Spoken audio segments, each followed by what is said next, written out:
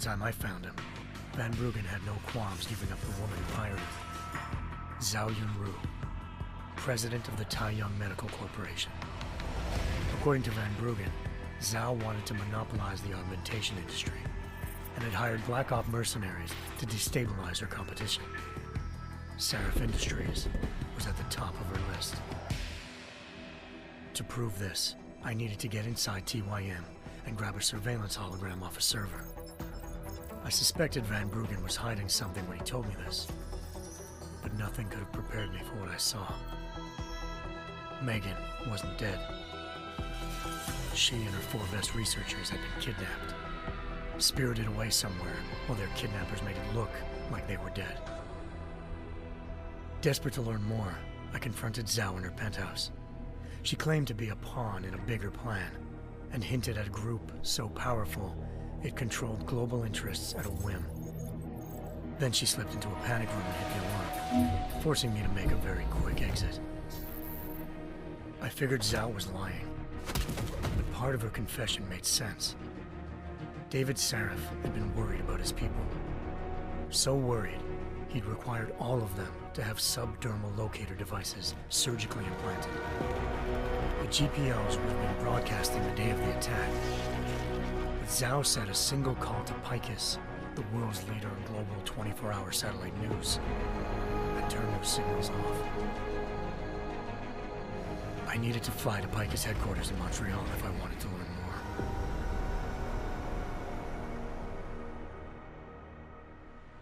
Eliza Cassan, Picus Communications' First Lady of News. Malik thought I was reaching when I told her Eliza was involved in this. The world's most famous news anchor, working with a mercenary hit squad. But when I confronted Cassan in her office, she freely admitted to jamming Detroit's satellites the night Megan's team had been taken. Said she's just been following her commands. I suspected she wanted to say more. But Black Op mercenaries showed up looking to shut us both down. And just like that, the Eliza I'd been talking to disappeared. The Mercs were led by an augmented killer I crossed paths with twice before, Fedorova, a woman who'd made silence her best friend. She waited for me to track Eliza's transmission to a secret server room underneath the Picus complex, then jumped me from behind. A deadly fight ensued. I made sure she never moved silently again. With Fedorova down and no one left to keep Eliza quiet, she reappeared. Turns out Picus's First Lady of News wasn't a lady at all. She was a sophisticated AI program, engineered to monitor data streams and control what people believed. Eliza told me the Mercs had brought in a Humanity Front doctor named Isaiah Sandoval to remove the scientist's implanted tracking devices while Detroit's satellites were down. She also told me to speak to David Seraph if I wanted to learn more. By the time Malik and I got back to Detroit, tensions between normal and augmented citizens had reached a flashpoint. Riots were breaking out in several cities, and the UN was being urged to intervene. Seraph was trying hard to convince Hugh Darrow, the inventor turned philanthropist who'd once been a leading proponent of enhancement technologies, to help stop a possible regulatory vote. Seraph had a lot riding on Darrow. Megan's discovery would have given millions of people the chance to evolve beyond their normal human abilities, and at the same time catapulted Seraph Industries to the top of the Fortune 500.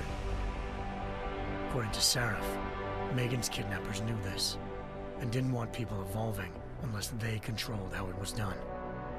He called his enemies Illuminati, and urged me to keep searching. Determined to do so, I tracked down Sandoval via America's most outspoken augmentation opponent, Bill Taggart, Sandoval's boss and founder of Humanity Front. Sandoval admitted to operating on Megan's team when I confronted him, but said he hadn't removed their GPLs. He'd merely switched them to a different frequency. Pritchard was able to trace one of the signals to China. Malik and I immediately took off in pursuit. Unfortunately, the Illuminati were one step ahead.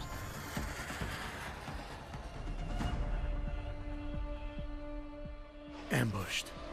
Shot out of the sky by Bell Tower Associates, seconds after entering Hengsha's airspace. Malik's piloting skills saved me. After a tense and bitter struggle, I escaped into Lower Hengsha. The tracking signal I was following led straight to the Triads, or more specifically, to the augmented arm of Tong Si-hung, leader of a gang of augmentation harvesters. Tong said they'd taken the arm off a corpse, which Bell Tower had left at their door, meaning at least one of Seraph's scientists was dead. Maybe not the rest of them, though. Tong pointed me to a port used for human trafficking and helped me slip aboard a Bell Tower ship. It was sailing to Rifleman Bank Station, a military base in the South China Sea. Bell Tower was holding kidnapped civilians as prisoners there, and using them to perfect the Hyron Project, a human-computer interface that left most of its test subjects dead. My search for Megan would have ended then, if not for a mysterious ally named Quinn. In exchange for my help exposing Bell Tower, he slipped me aboard a second ship headed to Singapore, and an Illuminati-run biotech facility called Omega Ranch. 3 of Seraph's scientists were there, forced by their captors to create a technology capable of remotely shutting down augmented abilities. Thanks to an emergency recall notice issued by the World Health Organization, millions of people all over the world already had the biochip installed. With the help of the scientists, I tracked Megan to a private section of the ranch. There, I ran into Yaron Namir, the walking tank who'd put a bullet in my brain the first time we met. He'd teamed up with Zhao and was hoping to catch me off guard. Their little ambush didn't work. I found Megan in a suite belonging to Hugh Darrow, the billionaire philanthropist who'd Seraph had called on for help. Darrow had convinced her to go along with the biochip plan by promising to sabotage the tech. As she was explaining this, Darrow appeared in a global broadcast, telling the world that augmentations would be the death of mankind. Then he activated the biochips to prove his point. All over the world, augmented people flew into a killing frenzy. Darrow had betrayed everyone, and it was up to me to set things right. To do it, I had to reach Panchaea, a massive installation in the Arctic Ocean. As I raced through corridors built by an all-augmented workforce, I saw death and destruction firsthand. By the time I shut down Darrow's broadcast, I knew the damage he'd done. Still, humanity's future remained unclear. How would the world react to this sabotage? Would people ever regain their faith in augmentations again? What would be the Illuminati's next move? Only time will give us the answers.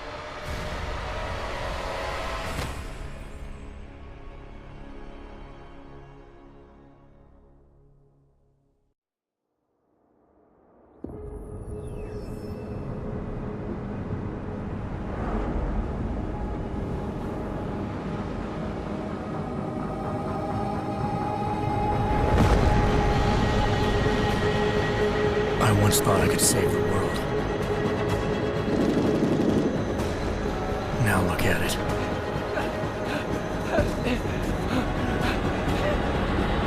In yet another augmented terror attack, 251 passengers aboard sister airlines Flight 451 were killed when an augmented passenger broke into the plane's cockpit and ruthlessly butchered its flight crew.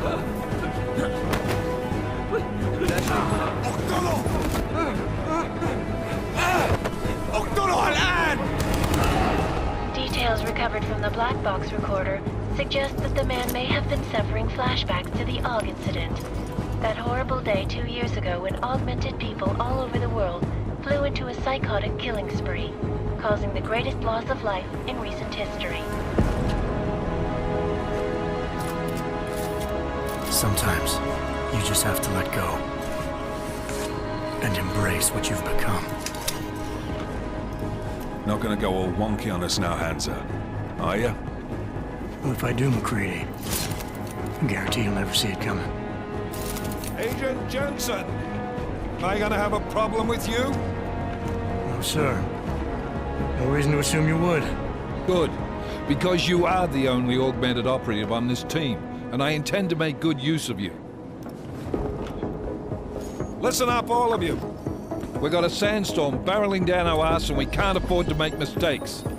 We're going after this man, an arms dealer named Shepard. He's ex-Bell Tower, one of the Special Forces commanders who disappeared during the incident. And he's come out of hiding. That cannot be good. It's not. He's selling weapons and military-grade augments to terrorists. This is Aran Singh, the undercover agent who lured Shepard out of his hole. Best you see Interpol's got. For 3 years he's worked hard to get in tight with the Jinn, an Iraqi smuggling cartel that's infected the Eastern Hemisphere like a plague. Last week, our arms dealer sent a message to the Jinn, offering to sell them a shitload of black market merchandise dirt cheap. They told Singh to handle the buy. They're not gonna like it when Interpol disrupts their party. Singh's cover really that good? It is right now. We need to keep it that way. This is where the deal's going down. A half-finished high-rise hotel that's been abandoned ever since the incident. It's not a pretty picture inside. Let me guess. Most of the laborers were augmented with heavy-duty industrial rigs. So when the incident hit, and they all went schizo, things got gruesome real fast. And no one, except for some homeless junkies, have been inside the place ever since. So what's the plan, Director? Singh's meeting Shepard on the ground floor, inside the hotel's main atrium. He sent the bulk of his Jinn crew to the penthouse levels to secure a vantage point. I want McCready's team to take up positions overlooking the atrium and make the arrest. Jensen, you're going in solo from the roof. My objectives? Keep the Jinn from joining the party. As far as we can tell, only one route connects the atrium to the penthouse level, a halfway decent elevator shaft. Here. I want you to block access to it. Fine. Just cut me loose. Do you plan on relying solely on your augments for this one? I'd recommend taking a little hardware, just to be sure.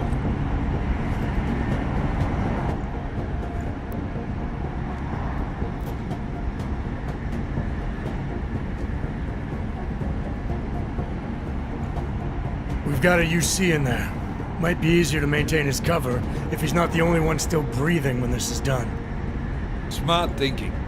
Yeah, but if anything does happen to him, you'll be telling his wife. After you get out of the hospital, of course. What about range? There's lots of wide spaces and high ceilings in there, but a number of tight and constrained rooms too. So it's a crapshoot, really.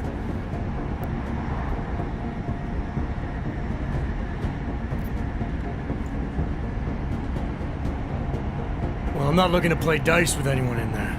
Give me something with distance. Your call. Less chance of being seen and compromising Singh that way. One last thing, Jensen. Singh said the Jinn are using some sort of portable Wi-Fi device to boost communications. He's got a better chance of maintaining cover if you disable it. We'll keep an eye out for it. But aren't we on the clock here? You said there's a sandstorm moving in.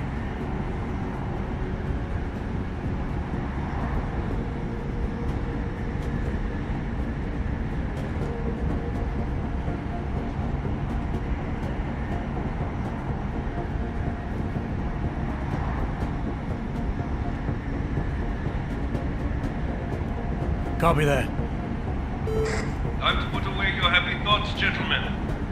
We're approaching the target building. You're up first, Jensen. Let's do this. Task Force Actual. This is Knife Leader. Engage Hush Drives and descend to Angels 1-5.